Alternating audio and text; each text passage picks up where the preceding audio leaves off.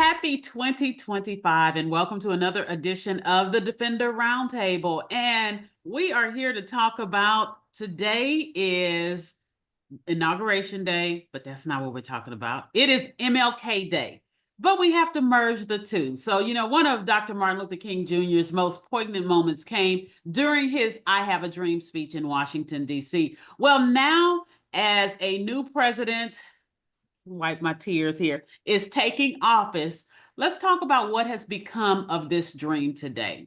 So, 10 years after the first Black president left office, we seem to have a nation that is divided as ever. When we march for equality and a Black race that is not organized in how to deal with the challenges.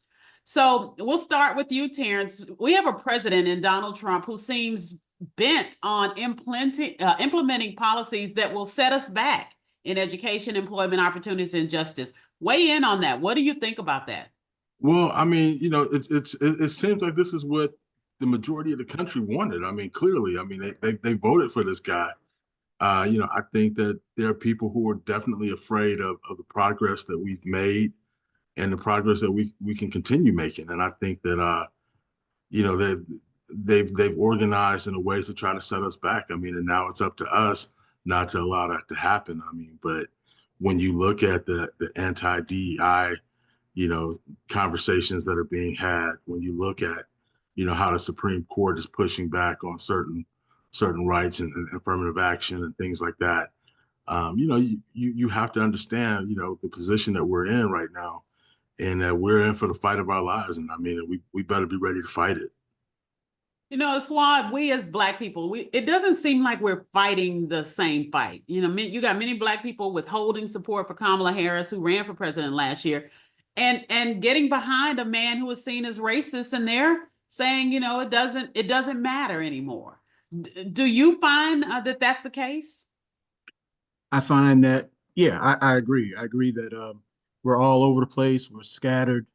And it's really sad because, the first question you raised was, what would Dr. King think of Trump's America? Well, he already answered that question. On May the 8th, 1967, King said, "I must confess that the dream that I had that day has turned into a nightmare." Hell, he was saying that in 1967. So imagine that multiplied exponentially to what's going on right now. Dr. King spoke out against the military-industrial complex. He spoke out against capitalism as being an ill on the planet. All the things that Trump stands for, King preached against. And so he would be out of his mind, but he would be more incensed at the fact that Black folk aren't seeing it. The fact that, we are casting our votes for this madness, and that we turned our back on our sister. That I think King would be absolutely livid about that. Laura, in terms of how Dr. King would view the young people today, what do you think would be his thoughts on just everything from activism to how they feel about the Trump's America? Well, I mean, it's funny that you mentioned that because this was a conversation I had not too long ago with some young people, and what they told me was that, I mean, for MLK in his time during the civil rights movement, a lot of the progresses that we see today, they didn't have. I mean, we had a Black president, we had Black governors, we have Black folk in the Supreme Court justice system. And so, but I feel that MLK wouldn't just stop there, because progress isn't just representation. He'll probably ask us, are Black people truly free? Are we economically secure? Are we safe from discrimination? And he would probably say that we still have a lot more work to do. Trump is just completely the very thing that MLK has stood against. When you're talking about racism, you're talking about the policies, the silencing of white supremacist acts. King would absolutely call it out. And young people, I mean, they're trying to follow along in the politics. They only can take so much that they're teaching in school. I mean, that's another problem as well. I mean, Black history is already going to be a problem. How much of MLK are we really going to learn moving forward now that we have GOP everywhere, right? But for the most part, they feel like, yes, there's some representation, but it's just not enough. It's not enough. You know, for people that think that this attack on DEI and diversity and all of this doesn't matter, I see it even in the publishing industry. So normally in February, you see publishers, all of the big 6 publishers, they focus on Black books. They'll, you know, you have people that will say it's Black History Month. Here are some Black books to check out. This year, we're not seeing that because there's no emphasis on diversity, because you have people like Zuckerberg, you have people like Jeff Bezos, who are trying to take a step back so that they don't enrage Trump by focusing on diversity. Do you see that going forward, that being a problem? And we seem to lack the discipline to withdraw our financial support from companies that are scaling back their DEI efforts. Do you think that's going to be an issue?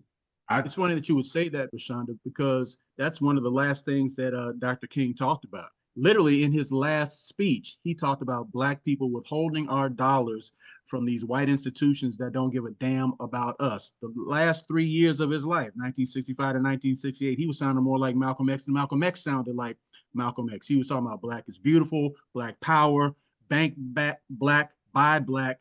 That was Dr. King. And so he would be incensed. And I'll just add this. You know, there was a quote that he said way back in the day that he thought the Negro's greatest stumbling block was not the Ku Klux Klan, but white liberals. I think he might adjust that today to say the greatest stumbling block to Black people right now are Black people.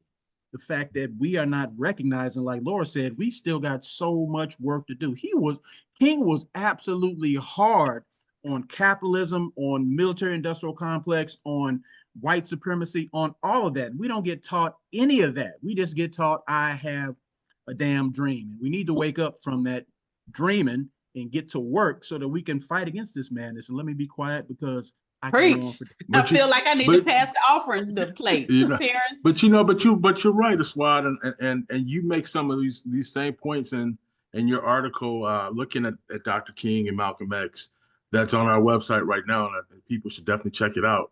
You know, because like you said, I mean, the thing that bothers me the most about all of this is we used to be smart enough as a people not to be on the same side as the Ku Klux Klan. The Ku Klux Klan supports this guy. And so for the Black people who are supporting him, you're literally standing arm in arm with them. Think about it that way.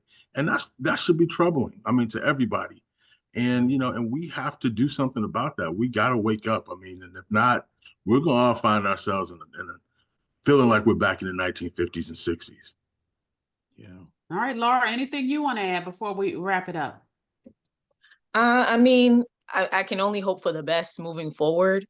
Trump played the game. He played it very well. He have working class eating out of their hands. And we Black people need to wake up. I don't know what is happening, but they really need to wake up and understand that the way Trump is moving, it ain't it. It's not for you. He's giving tax cuts to the rich. He's gutting social programs. He's making it harder for you guys each and every day. And I don't know what's going to take for folks to wake up. Trump I don't want to played be the game, at the end and of the stick. he played Black people. He played Black people. And so, But someone's got to give a shout out to Laura, man. Where'd you get that Defender gear? Oh, shout out to the Defender. Shout out to you guys. And if you guys want a shirt, you can get it on network.com. You know, I think that Dr. King's dream, it's like Aswad said, I think he would say this is a full-on nightmare. And Black people need to wake up so that we can alter the course of where this is headed. Definitely. I mean, we got to look at where we were as a people even like 10 years ago. We were so much further ahead. We've lost so much ground, and we have to figure out how to make that ground back up. All right. Well, we hope you enjoyed this discussion. Check out our entire coverage of Dr. Martin Luther King Jr. On DefenderNetwork.com. We have a whole series of articles that we've been exploring just about Dr. King and where we are today. Don't forget to like and subscribe to our YouTube channel and support Defender journalism with a donation or sign up for the Defender newsletter on our website. Thank you so much for joining us. And until next time, we'll see you. Peace.